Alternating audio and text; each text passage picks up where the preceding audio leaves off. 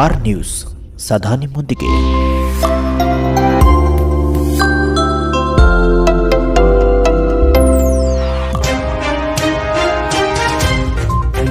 ಮೈಸೂರು ಜಿಲ್ಲೆಯ ಹೆಚ್.ಡಿ. ಕೋಟೆ ತಾಲೂಕಿನ ಅಂಕನಾಥಪುರ ಗ್ರಾಮದಲ್ಲಿ ಆದಿವಾಸಿ ಸಮುದಾಯ ಯುವ ಜನರ ಸಬಲೀಕರಣಕ್ಕಾಗಿ ಆದಿವಾಸಿ ವಿದ್ಯಾರ್ಥಿಗಳಿಗೆ ಯುವ ಜನರಿಗೆ ಉನ್ನತ ಶಿಕ್ಷಣಕ್ಕೆ ಪ್ರೇರೇಪಿಸುವುದು ಮತ್ತು ಯುವ ಜನರಲ್ಲಿ ನೈತಿಕ ನಾಯಕತ್ವವನ್ನು ಬೆಳೆಸುವ ಉದ್ದೇಶದಿಂದ ಯುವ ಚೇತನ ಫೌಂಡೇಶನ್ ಅನ್ನು ಅನಾವರಣಗೊಳಿಸಲಾಯಿತು.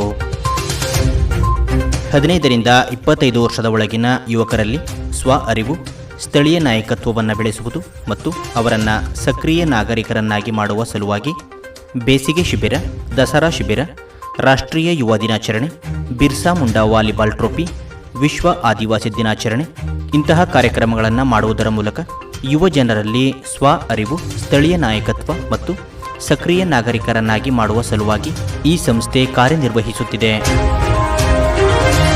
ಈ ಕಾರ್ಯಕ್ರಮದಲ್ಲಿ ಹೆಚ್.ಡಿ. ಕೋಟೆ ಲ್ಯಾಂಪ್ ಸೊಸೈಟಿಯ ಅಧ್ಯಕ್ಷರಾದ ಕಾಳಾ ಕಲ್ಕರ್, ಯರವ ಸಮುದಾಯದ ಹಿರಿಯರಾದ ಜಯಮ್ಮ, ಕೀಸ್ಟೋನ್ ಫೌಂಡೇಶನ್ನ ಈಶ್ವರ್ ಮತ್ತು ಭವ್ಯ ಹಾಗೂ ಯುವ ಚೇತನ ಫೌಂಡೇಶನ್ ತಂಡದವರು ಹಾಜರಿದ್ದರು.